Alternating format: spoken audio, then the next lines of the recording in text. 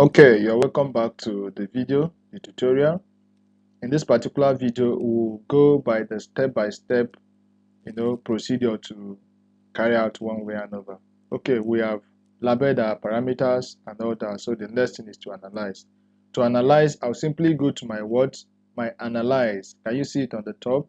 Okay, I'll tap on my analyze, and these options will come up. These are the several analysis you can do using this data you have here. Okay, so I will go to, we want to perform one-way ANOVA. So where you find your one-way ANOVA is in compare means. Okay, in compare means, then I'll come to my one-way ANOVA here. Okay, go to compare means, go to analyze, come to compare means, then come to one-way ANOVA here. Okay, I'll tap on one-way ANOVA, and this box will come out. Okay, very important. In this particular box here, I have my dependent list and I have my factor. My dependent list is the list of my dependent variables, whereas my factor is where I add my independent variable. Okay, I've explained what dependent and independent variable means. So here the group simply represent my independent variable. That's the distances. Okay, which when I change, the other parameters changes. Okay, so I'll simply, to add it to this box, you use this arrow button that are here. Okay, anyone you tap on here and you click on the arrow button, it will direct it to the space there. So I'll tap on the group and then I will click on this. It has brought this to here, this particular place. That's the factor where we add our independent variable. Then the dependent variable, we add them here. Okay, you can click one and be adding them one after the other, or you can click one and hold down the shift button with arrow key downwards to highlight the remaining. So I will enter this first one like this. The second one, I'll just hold down my shift key and be tapping the arrow key down, the down arrow key. Okay, and it will be selecting it, the down arrow key, and it will be selecting it. Okay, then I can now hit on this, and all of them will go at the same time. So these, I've entered my parameters here for analysis. Then I'll go to contrast. Okay, my contrast is already okay by default setting, so I don't need to do to alter any change here. So I'll just click on continue. Then I'll go to my post hoc.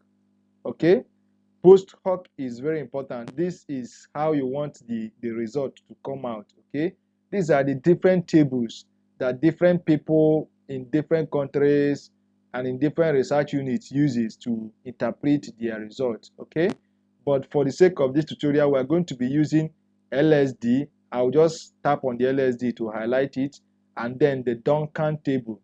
Okay, these two are the most used table to analyze or interpret your result. You can make use of other tables depending on the nature of the research, but most research can be interpreted using LSD and your Duncan. Okay, I've clicked on the two.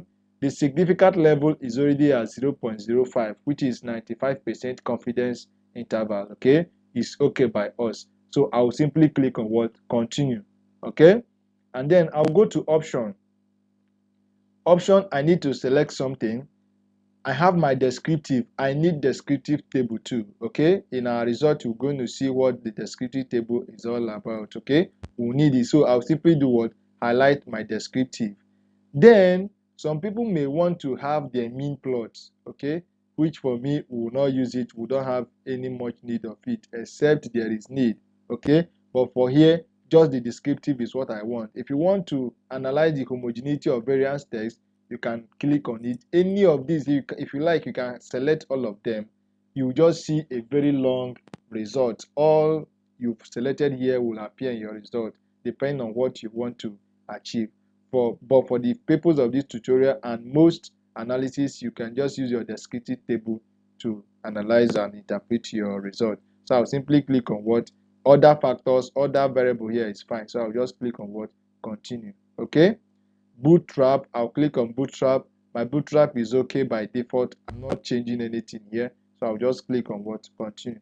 So we've gone through the 4 options here. Okay, we can use in respect to this analysis. So now I'm done entering everything I need to enter here.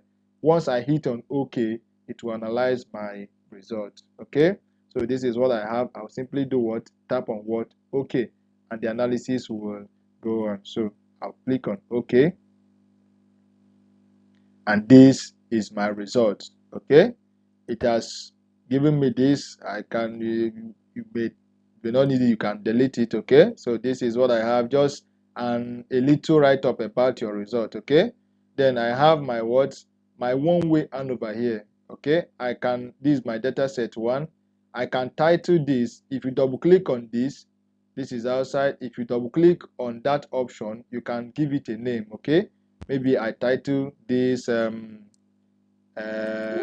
analysis 1. Okay, let me say soil. I'll title this soil composition. Okay, so this is what I have. I don't get my soil. I have soil. Okay, so this is what I have.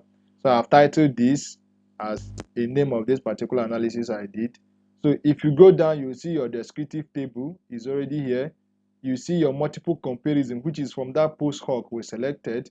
You see your words, your homogeneous subsets, okay, and you see your words. This homogeneous subset is the Duncan table we highlighted. Okay, you remember when we selected Duncan. So this homogeneous subset is Duncan. We are going to be making use of them in our interpretation of result. That is why we did what we added them here. Okay, so in our next video we are going to be talking about what interpretation of this particular result. Thank you, and see you in the next video.